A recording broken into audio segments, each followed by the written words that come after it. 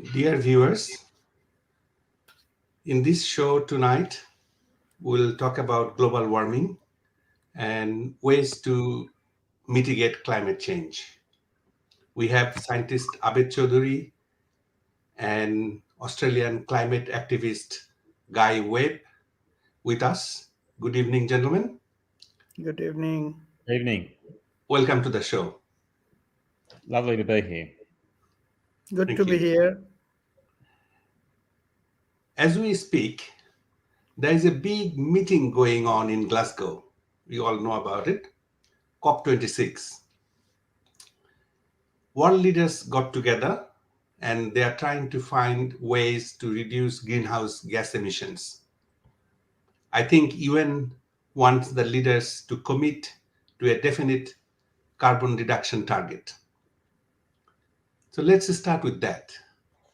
Dr. Abed Chaudhury, could you tell us about COP26? What is this all about? COP26 stands for Cooperation of Parties. Some people say Conference of Parties, number 26. So the last major one was 21, that was in Paris. You may have heard that in the press, everyone is talking about Paris Accords. So people met in 2015 and basically decided that if the temperature increase in the global temperature increase has to be kept within 1.5 degrees centigrade compared to the industrial revolution, time of industrial revolution, considered to be 1860s. So starting from 1860s to current time, if you cannot keep the global warming within 1.5 degrees, then you can have unprecedented catastrophes. So that was proclaimed in 2015. And after that, COP26, there has been many other COPs in between, of course. And COP26 comes at a time when people have already encountered, or the earth has encountered these calamities, as you have seen last year. So many people think that this 1.5 degree tipping point, in Bangla we call it Antim Shomoy, kind of the last 11th hour, the tipping point, has already been reached. So, and we have seen this uncontrolled fire, we have seen the floods all around the world. So COP26, all the parties, all the countries, the stakeholders, individuals are meeting now in Glasgow to basically confront this existential problem, which is really on our face at the moment. So this is COP26. State is there. Bangladesh's Prime Minister Sheikh Hasina is there. Australia's Prime Minister Scott Morrison is there. Regrettably, one of the major polluter and a big player, China, head of China, is not there. But many other countries, most of the countries are there. Yeah. See, I know there are many skeptics who do not believe in global warming. And there are also people who accept global warming, but they don't believe in the cause, that they don't believe that our activities is causing it. So what is your view on that, Guy? There's an old saying that you can have lots of different fights, but don't fight physics, because physics will always win.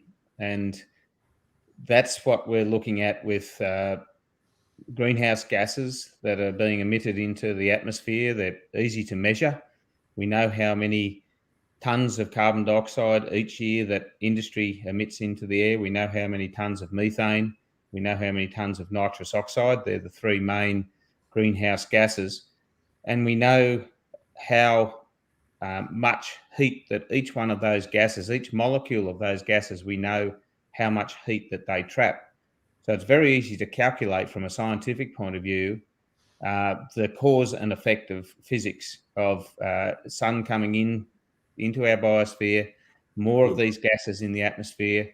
They physically trap the energy and radiate it back to Earth and warm our planet. It's like a blanket, creating a blanket, a thickening blanket around our troposphere where the weather happens.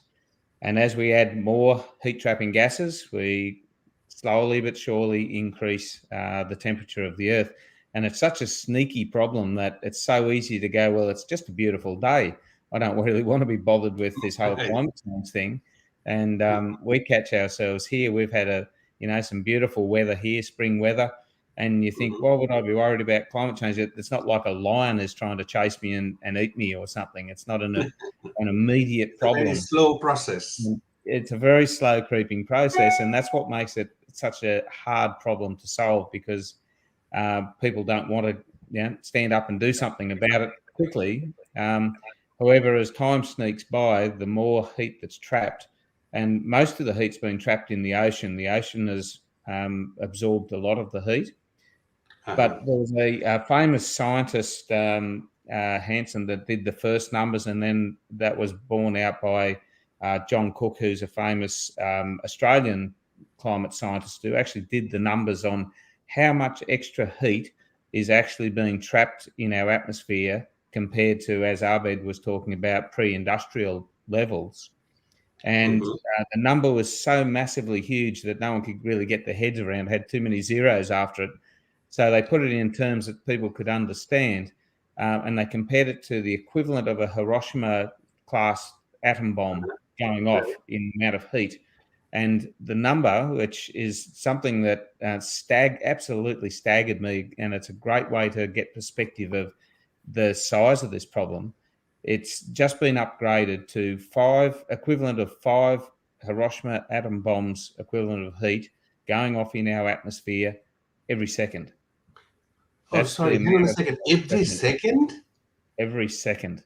So that's the number. It's a massive 5 Hiroshima bombs per second of heat over and above what we would have had if we had. I see. You're talking about total heat, because there's a difference between we actually see or sense heat as temperature.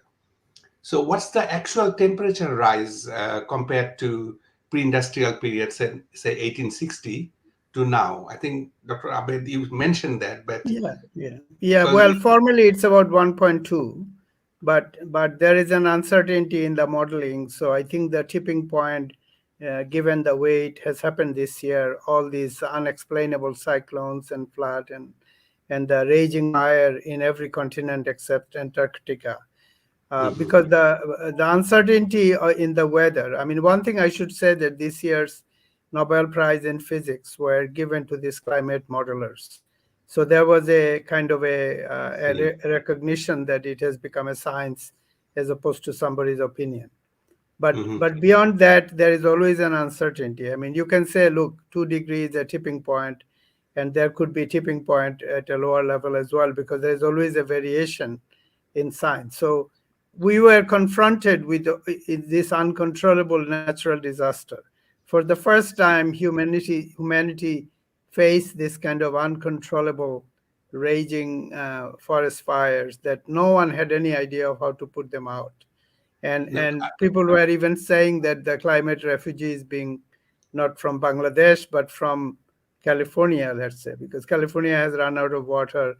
Uncontrollable forest was raging in California. So you can see how the discourse has changed in just 1 year. No, I was just trying to understand how much the average temperature, global temperature rise since 1961. Sorry, 1861. That's what I just said, that it is the Paris. This year, the number was something like 1.2 to 1.25, something like that. So we are very close to 1.5. I wish I could show this photo, but anyone can Google and see that. Yeah, there's a consistent rise, and it's around 1.2 at the moment, formally. Yeah. I see. So it has risen 1.2 degrees, and 1.2 degrees centigrade is a critical point. So if we cannot reduce this rise, we'll be in trouble. We'll be in very big trouble, and it also depends on where in the atmosphere you're measuring it.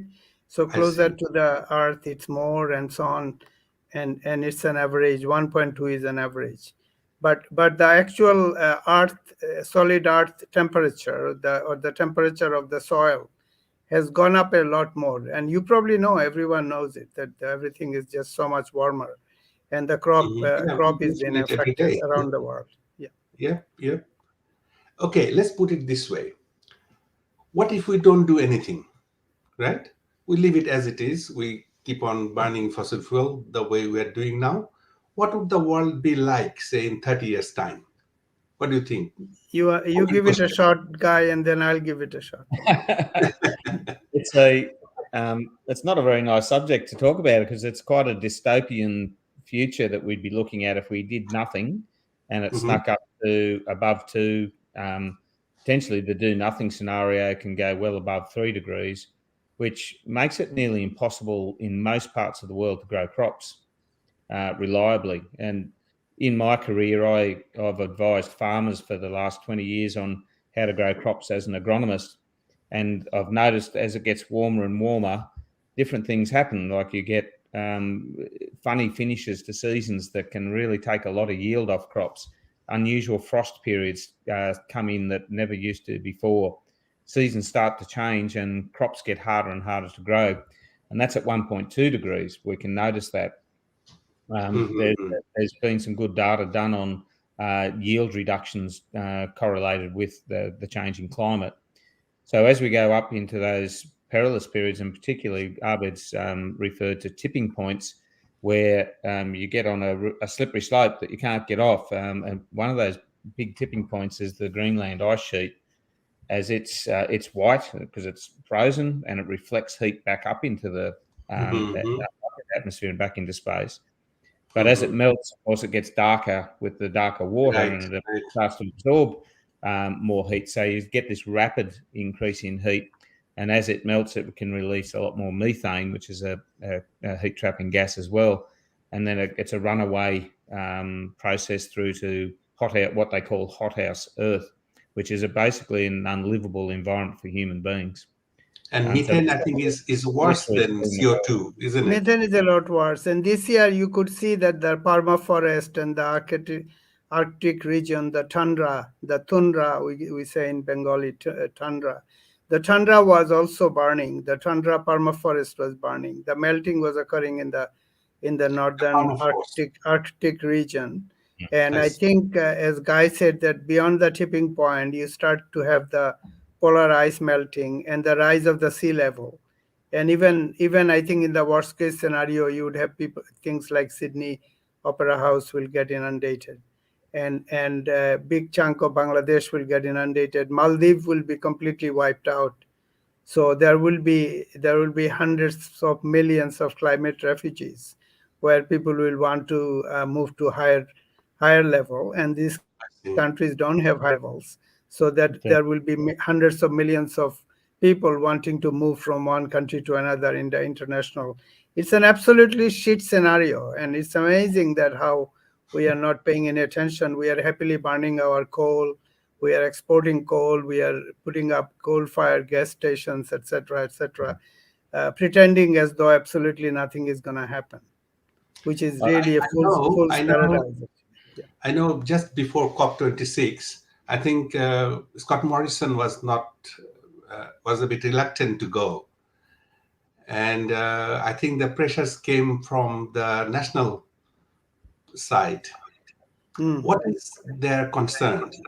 Why were they reluctant to commit anything, or how do you think is going to affect Australian agriculture?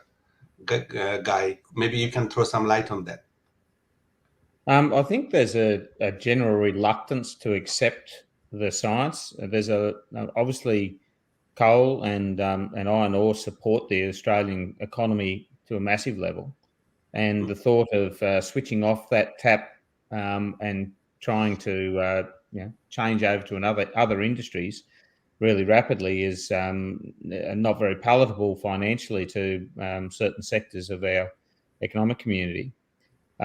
And so I think that's easy. It's a human trait, isn't it? If we don't want to believe it and we don't want to change, then we'll make up all sorts of reasons why we shouldn't. But I would put it in context. The way I look at this is the size of the scientific fraternity's knowledge on the facts around climate change is clearly irrefutable. It's come a long way in the last 30 years. I remember looking at some numbers for the 2014 IPCC report that came out. It was the first IPCC report that I ever read, and there was 22,310 papers that were reviewed through a really grueling process of review, with about 69,000 authors for those papers that went into that paper globally. And of those papers, 22,310 papers, there was 4 people that disagreed with the science. And then most of those 4 were from the same author that was had a job with the coal industry. So there was 99 point something percent of the science, peer-reviewed science of its day, was just overwhelmingly showing that this science is really good and strong. So so they're all numbers, but how I put it to friends is it's like standing at the foot of the Himalayas and someone saying there's no mountain there, and you're saying, well, can't you see it? There's a massive mountain. It's the biggest mountain in the world, and they go, no mountain there, can't see it. It's the same thing, because it's a mountain of data and hard work that's gone into working this science out. It's irrefutable. We all know that the scientists. Sorry, go ahead. We need to do something about it, and that. But as I first said, it's a hard problem to do something about it, because you get a nice spring day and people don't feel like there's any urgency. You have to think about it. And I think it's not a good. It's not fair to just blame Australia for exporting coal and Australia not wanting to export coal. I think the problem. Look at China. China has been congratulated because they have said that they will not start coal-fired station outside China, but they are burning a lot of coal in China, and all of us collectively, instead of pointing finger, we have to go to a simpler lifestyle. There is no other way around it, because it is because we wanted to be like Southern California. We looked into the Hollywood movies and we saw we want to be like them. And everyone in China, everyone in India, everyone in Bangladesh wants to be like in Southern California. It is basically that ambition which has gotten us in this place. So there is really no one guilty country that you can point finger to.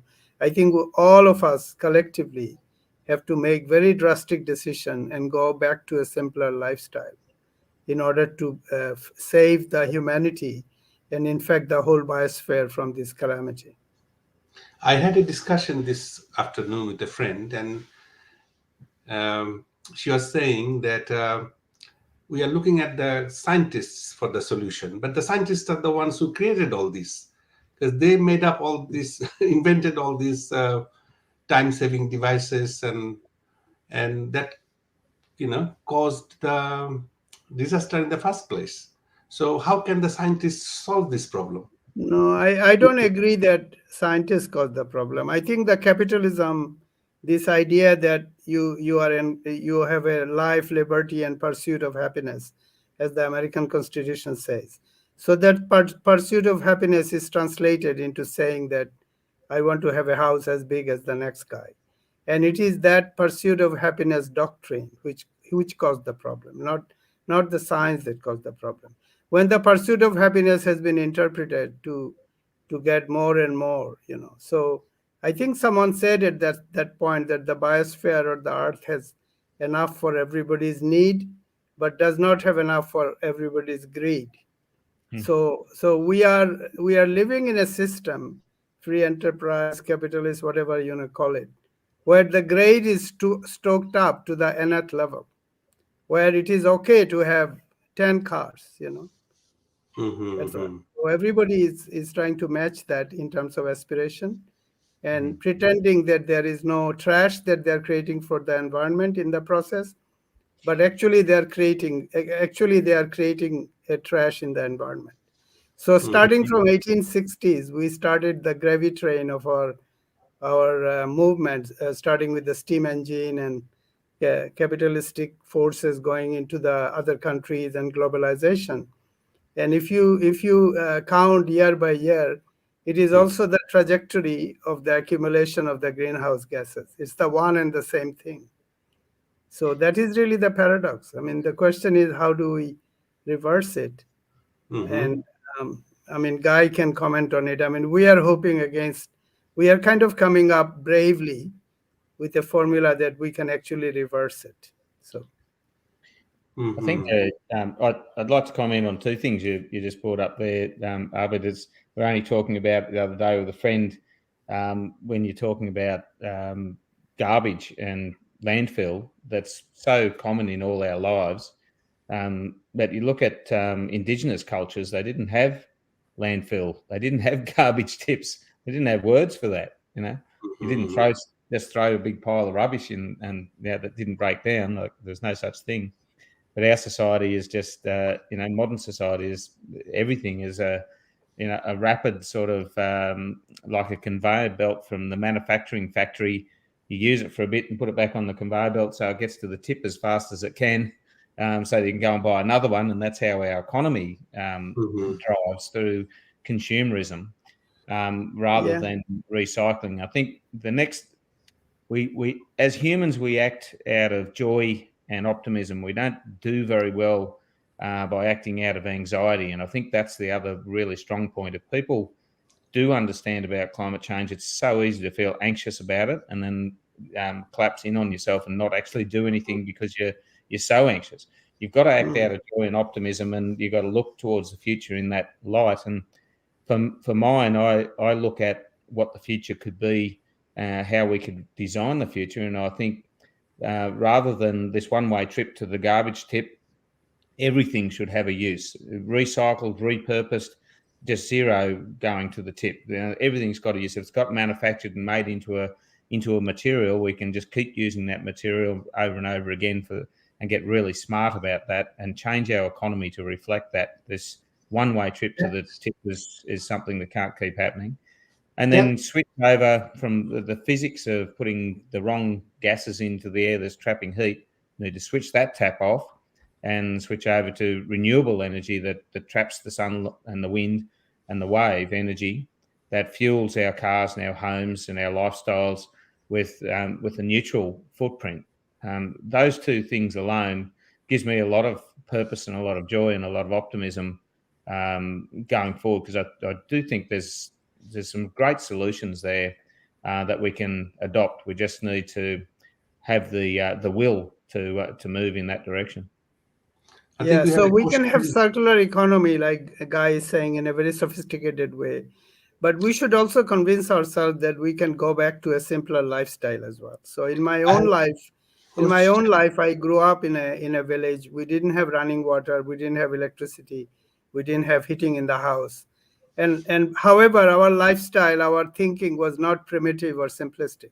We were studying Shakespeare and Milton and the world literature while we lived in that condition. So the human condition does not have to be living in an air-conditioned room with a lot of electricity and running water in order to do sophisticated thinking. It's a completely illogical conclusion that we have come into.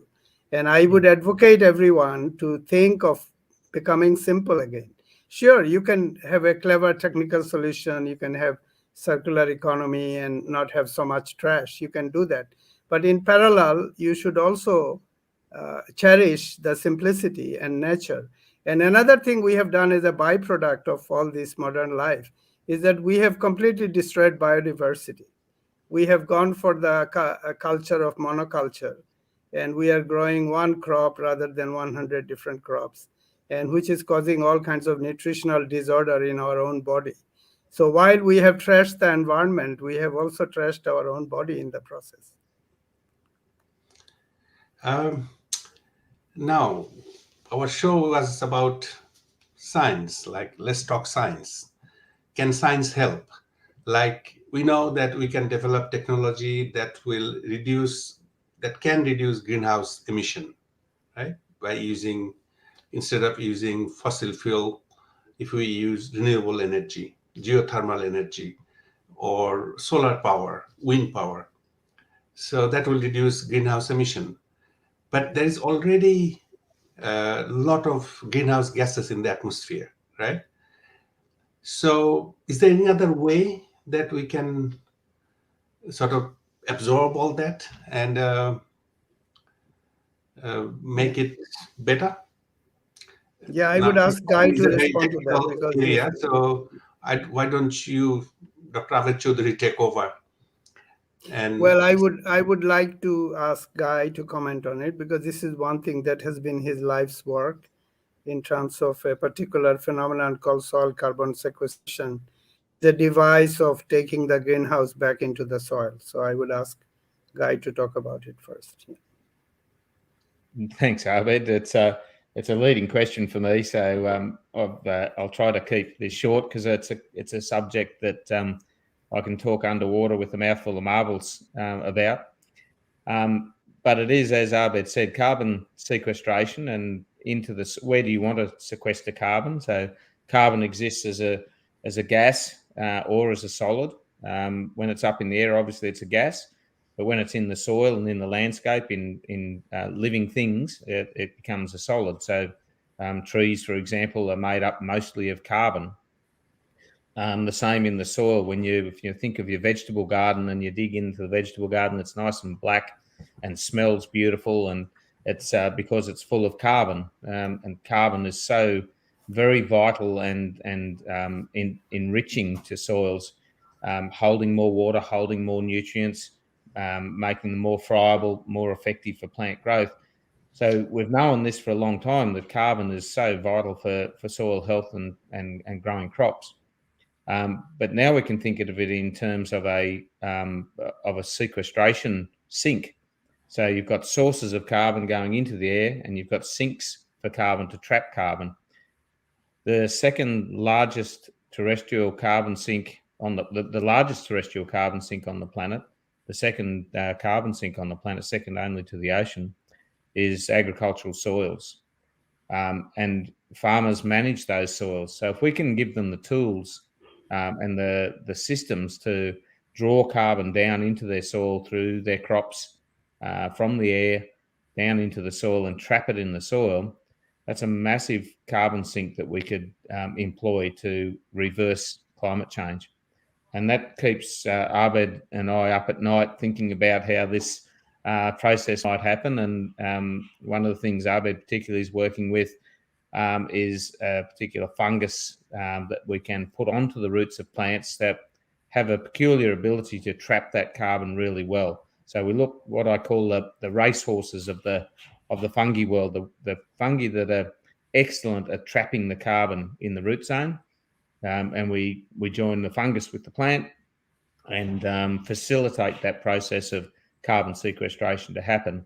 And if we can do it economically and we can do it nice and easily for the farmer doesn't have to do too much, just has to make sure that fungus is with the plant, and the carbon is getting this invisible carbon out of the air is getting pulled into the soil and made into visible solid soil carbon.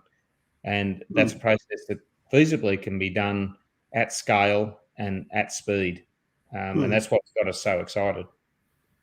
Yeah, and our viewers might want to know that. So, Ted by Guy and Mick, another colleague of ours, they came up with the vision, and it has moved on. So our other colleagues, Tegan Nock and Frank Ollie and Guy Hudson, they all joined, and you may have seen, the viewers may have seen just a couple of weeks ago that we raised a lot of money, and now it's called Loam Bio. Loam Bio is a vibrant organization that I joined 2 years ago to run the research program along with my other colleagues. And we are being very optimistic in terms of devising a pathway of reversing climate change. So it's a mitigation strategy. It's about taking the gas that is already gone into the atmosphere, because it's not good to stop emitting. Even if you stop emitting now, there is too many gases in there, too much volume of these noxious gases in the atmosphere, such as CO2 and nitrous oxide and methane. And we have to take it back to the soil. Fortunately, the soil has the capacity to take all these gases back into the soil, if only we can deploy science productively in order to do that. So this is not a Australian problem or American problem or Chinese problem or Bangladeshi problem. There is no national border in the space. We have drawn national border on Earth, but we could not put wall in the atmosphere. So if the pollution gets done in Brazil, then Bangladesh also suffers. And if the pollution occurs in Burkina Faso, then America also suffers. So it is just one country. You can think of the whole earth as just one place. And we have to fix the problem of the earth as though it is our only place. So we also want to encourage a new kind of thinking around the atmosphere. So I don't know where I Anisur think Rahman is, but the, um, reflecting that in the economics, I think, is what you're saying there, David. Is this new way of thinking needs to be reflected in how humans do business with each other and how we accept, what they call an externality in the economists' phrase. The environment is that externality. So if you can pump noxious gases into the atmosphere and you don't have to pay for it, it's not on your ledger. Then that's sort of the old way of doing business. But nowadays we need to accommodate nature onto the bank balances and onto our ledgers, so that it truly is our home. It's just the same as making a big mess in your lounge room. You wouldn't think of tipping over a bowl of cereal all over the carpet or something like that, or let a dog walk in with dirty paws or anything like that. It's just that on a bigger scale, isn't it? It's looking after our home and reflecting that in how we manage our economies, yeah. and our systems. Yeah, I would like to show some data. There's in parallel with my work in with soil, with Loam Bio and what used to be Soil Carbon Company. I'm continuing with my work in Bangladesh, and one of the things I would like to say here is that agriculture is also leads to a lot of release of greenhouse gas. So when we plow land, when we are plowing 3 times a year, for instance, for rice, we are releasing a lot of carbon dioxide, we are releasing methane, we are releasing nitrous oxide. So one of the work I have been doing for the last 20 years is to develop rice varieties that you can plow, you can establish, or you can sow only once, and then you harvest multiple times. So you don't have to plow repeatedly.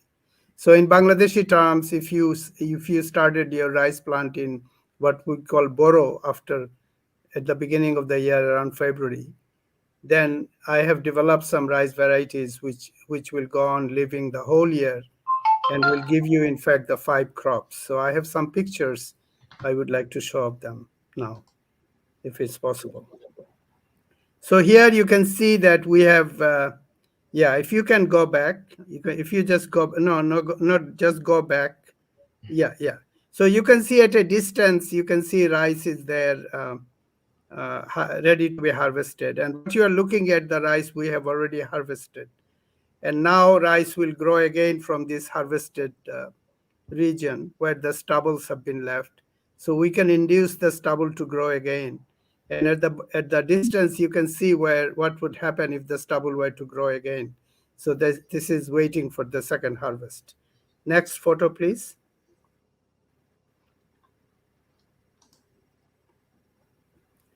And here you can see on the left, the rice has been harvested. The one on the left, it has been harvested. And on the right is the one which has regrown after the first harvest. So now this is the second crop on the right. The next one. And here you are seeing, looking at the fourth harvest. So this rice has been there from the beginning of the year. Every 50 days, it has one harvest. And now the fourth harvest is being harvested. And you can see the whole rice field has become a bit of a disarray, but it doesn't matter. There is a lot of rice. So we have coaxed, we have induced, we have programmed this rice variety to give us repeatedly a harvest. So after cutting, it regrows. We can make it regrow and get another harvest. So you are looking at a land which has been plowed only on the beginning of the year. and the other plowing did not take place. So we have cut down greenhouse emission tremendously, but we are still getting the rice. So the next final picture. So now look very carefully. On the right is a rice that has been grown normally. And at the bottom, no, please show me at the bottom. The main thing is at the bottom on the right, you can see the root system. Yeah, you can see the root system on the right, which is of the normal rice, which has just given one harvest. Now look at the root system on the left of the rice, which has given 4 harvests. And now we have uprooted, we washed away the mud, and we are showing in the root. So root is about 10 times in volume when the rice has been programmed to give repeated harvest.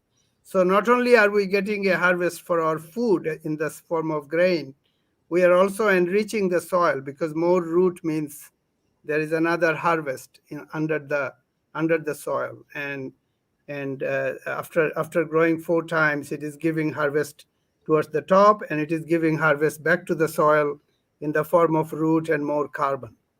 So I would like to suggest that this Pancho Brihi in Bengali or Sanskrit, Brihi means, so we call it Pancha Brihi, 5 times rice. I am suggesting, and this is the world's first actually, no one has ever grown rice and made it to harvest 5 times. So we are promoting this idea as a rice production culture of the future.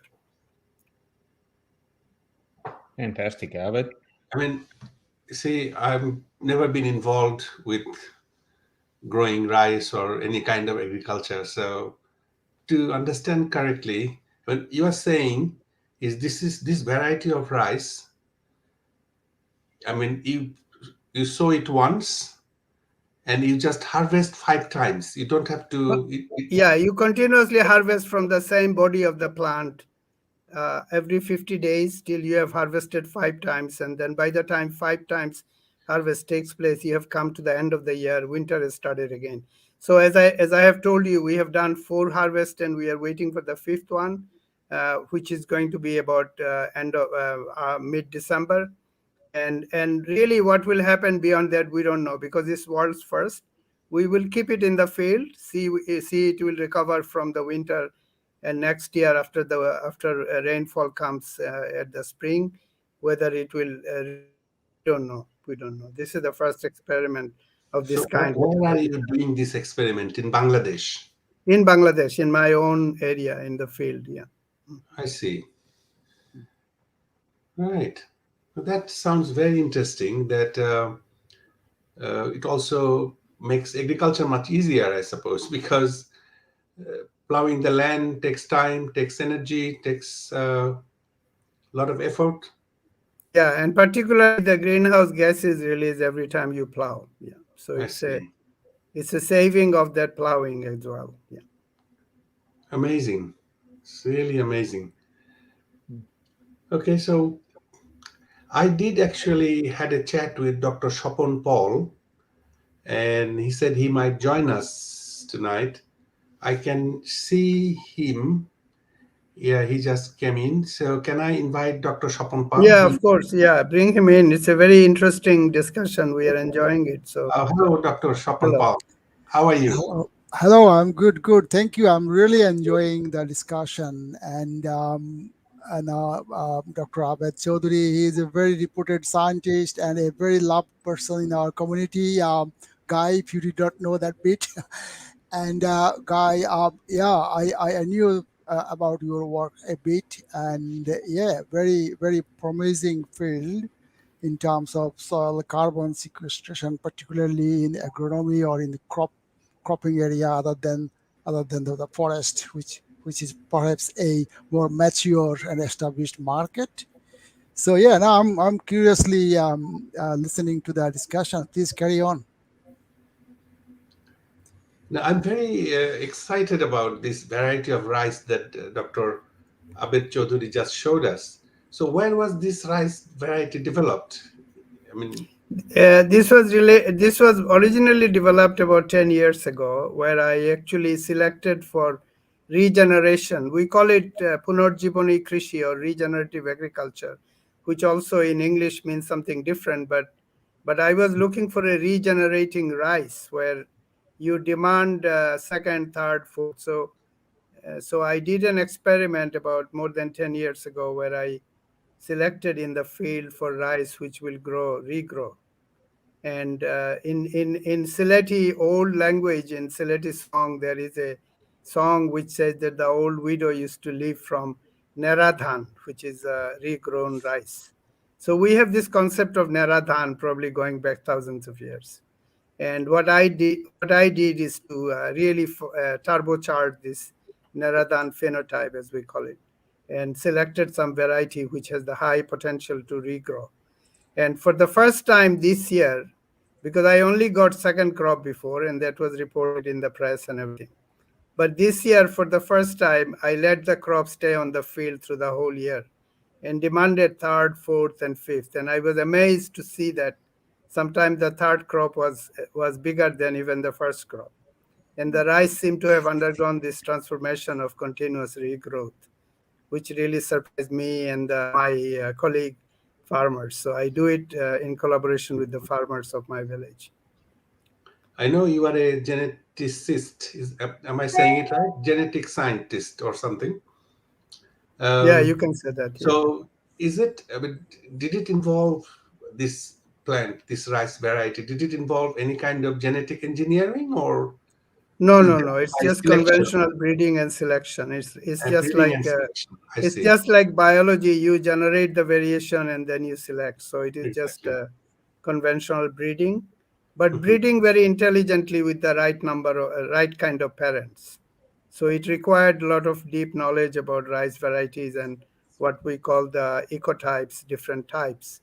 So those were all lost more than 10 years ago. But this year, for the first time, they were challenged with the demand that they grow through the whole year. That requirement was imposed on them only this year for the first time. So this was the first time a rice was forced to grow through the year, and 5 crops were demanded of them, and our rice performed in this demand.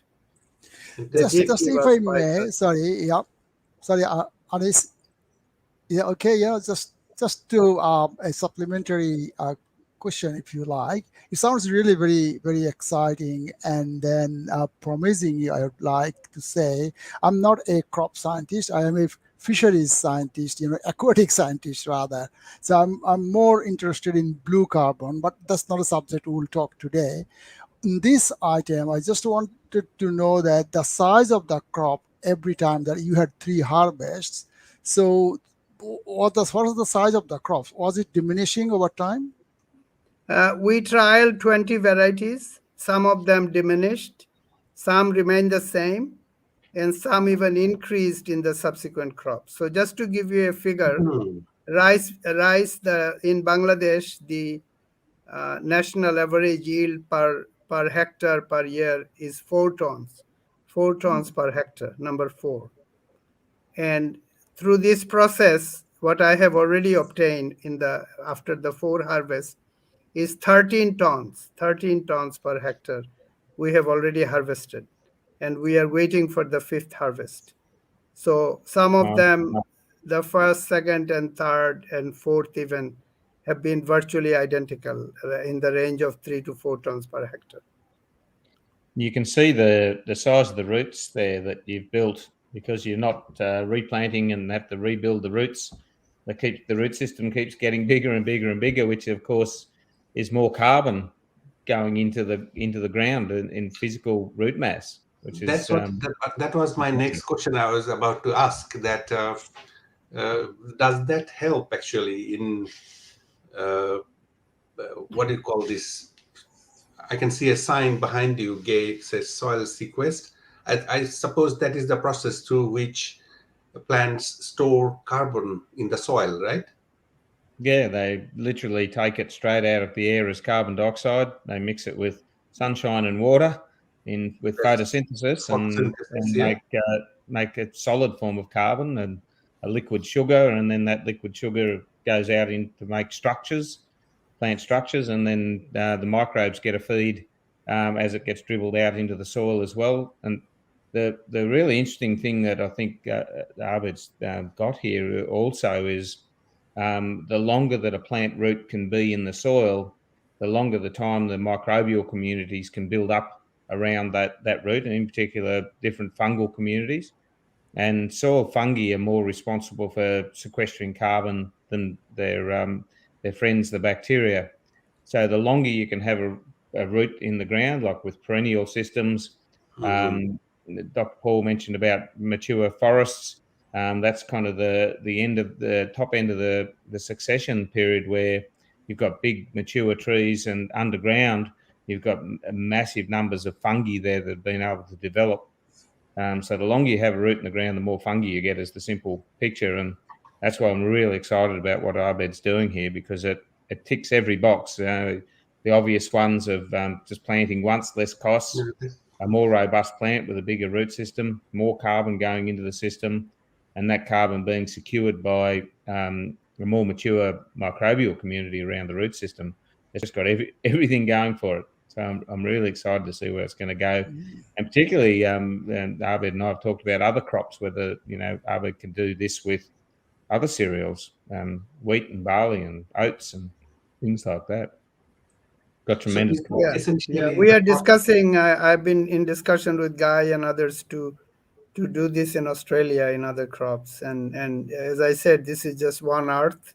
We have to work collectively for the earth, and which country you do it is not important. Yeah. We have one physicist actually with us. He's from Calcutta, from India.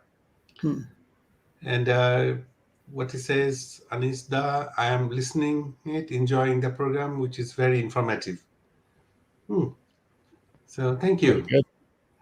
And we had few other comments from people from our community. This is from Ninmal Pal. We have responsibility to take care of environment, all about our surrounding, but need respective government to know.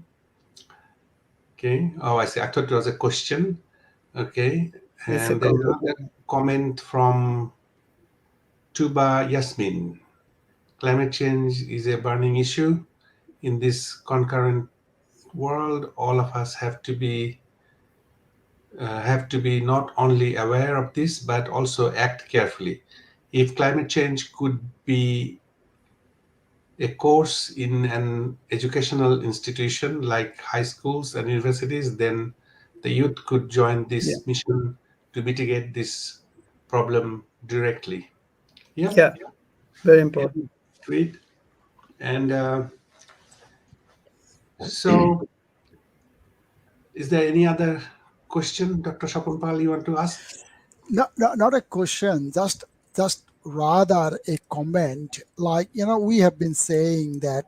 So, end of the day, lots of people tend to not believe in science, and that's one of the biggest problems for the scientists to motivate people around 1.5 degrees. The question is, when I turn on my air conditioner, from 7 degrees to 23 degrees in my car, that's such a big jump, right? Now, by that comparison, when we try to make people believe in 1.5 degrees, they say, what are you talking about? It's nothing in their head. Like day to day, it's nothing, 1.5 degrees. I find an analogy to make people think about this is that when I boil my milk starts swelling and about to spill. But if I add just a drop of water, or if I touch with a spoon, the milk goes back to its in the bucket itself. And again, within a fraction of a moment, if the oven keeps running, it starts swelling again, and again a drop of cold water just eases it.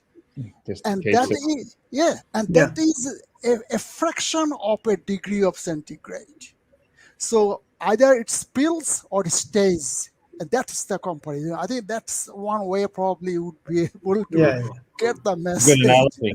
Yeah. Yeah, otherwise people don't know what's 1.5. yeah. We were exposed to this kind of thinking when we actually did experiment in physical chemistry and the phase change and all this. So this is Absolutely. what one of the comment here was from Tuba Yasmin, that we should teach all these physical chemistry in school, and in the way of orienting people to climate and the phase change at the tipping point and those kind of ideas, because this is not intuitively obvious to people, but I think Yeah. it will.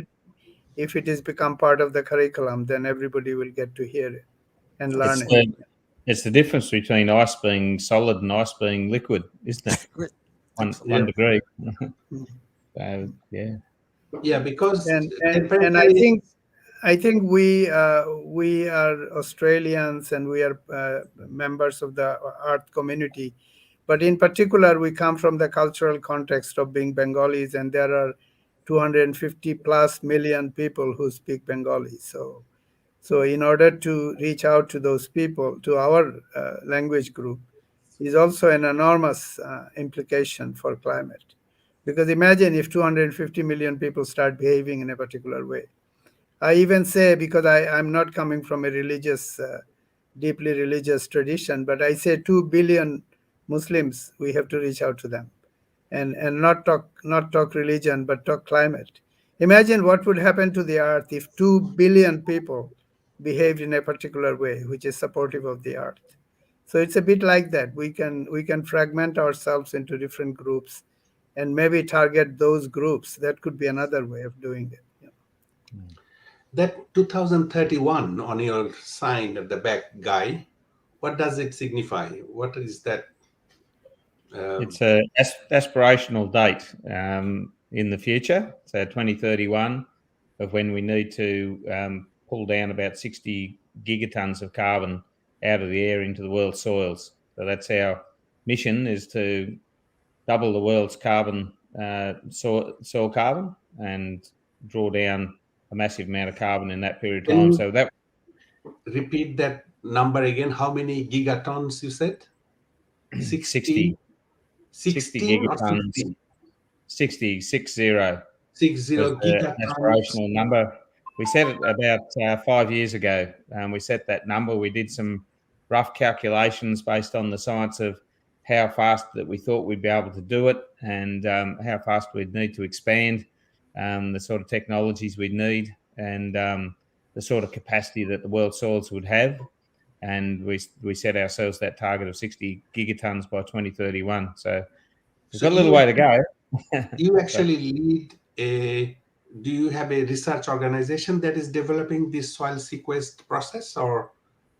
so Soil Sequest is a research institute itself. It's a not-for-profit research institute, I see. and we founded this new organisation called Loam Bio to Mhm. take on investment to do large-scale research globally on carbon sequestration, fungi in particular, and other technologies, ways to sequester carbon. So we're sort of like sister companies, sister organisations, Loam Bio and Soil Sequest 2031. So we're looking at total systems in agriculture, things like what Abed is doing with how you manipulate genetics to get sequestration to work, crop rotations, getting more trees into landscapes strategically in agroecological systems, and then right through to the whole process of carbon sequestration using particular organisms, pulling on every lever that we can. Well, viewers, this was supposed to be a half an hour We've gone a meeting. little bit over. It's almost 1 hour we've been talking about it, That's as a good sign, this I of think, course isn't it, is a Annabelle? it's an ongoing topic. As long, I mean, until we find a solution to stabilize this environmental, what do you call this, greenhouse gases that needs to be reduced. Until we find an effective solution for that, we'll keep talking about it. But I'm afraid we are running out of time. So thank you very much for being with us tonight. Thank you, Abed Chaudhury, Guy Webb, and Dr. Shapun Pal. Thank you. for giving us your time and sharing your ideas. Hopefully, we'll meet again. Thank you very much. And Thank you very until much. then, wish you all the Enjoyed it. best. Thank you. It Actually, was good had to a be here. last comment from someone. Uh, there is a comment from Shimi Kazi Sultana to Guy Webb. You have background in agronomy, soil health, and land management. How all these connected to promoting consciousness to global warming, while agronomy is related to artificial fertilizer? I suppose what she's trying to say is I agriculture is think based I on. think As economists, fix the Sultana planet. is saying that how do we reconcile the addition of artificial fertilizer to all this stuff that we want to do? Address to you, Guy. So yeah. What It's a she's great saying that question. And this intensive agriculture with a lot of fertilizer, a lot of water, a lot of this is probably contributing to environmental damage. So, how are you now advocating that you can find a solution that can reverse the process? so that's it. The nub of the. It's a great question because it's the nub of the issue with agriculture. Artificial fertilizers, in particular urea, is it got a massive imbibed energy footprint, and it gives off nitrous oxide when it releases out of the soil as well. But yet we rely on it to build yields and get nitrogen. Nitrogen grows crops. So one of the things that we look at, and not just us, but around the world, is other alternatives to synthetic fertilizers. We're going to have to solve that. The microbes are leading the way in that technology as well. Nitrogen fixing bacteria and so on. But I often talk about urea because it is used a lot. We've had a great season here in New South Wales in Australia this year, and a lot of urea got used to try to bolster the yields up. But a lot of it's made on the other side of the world, in Qatar and places like that. It costs the same amount of energy to make a kilo of urea synthetic fertilizer as it takes to make a kilo of steel. Really high carbon footprint. Really? Then they put that in a big steel boat and they burn a lot of diesel to come all the way across the other side of the world to Australia, to the Newcastle ports. And then they unload it into a big steel truck. They burn a lot more diesel coming inland into the cropping belt. And then they put it into a big steel spreader on a tractor and they spread it out on the paddock, and it gets washed in by rain. And within a few days, 50% of it is lost back to the atmosphere. Some of it is nitrous oxide.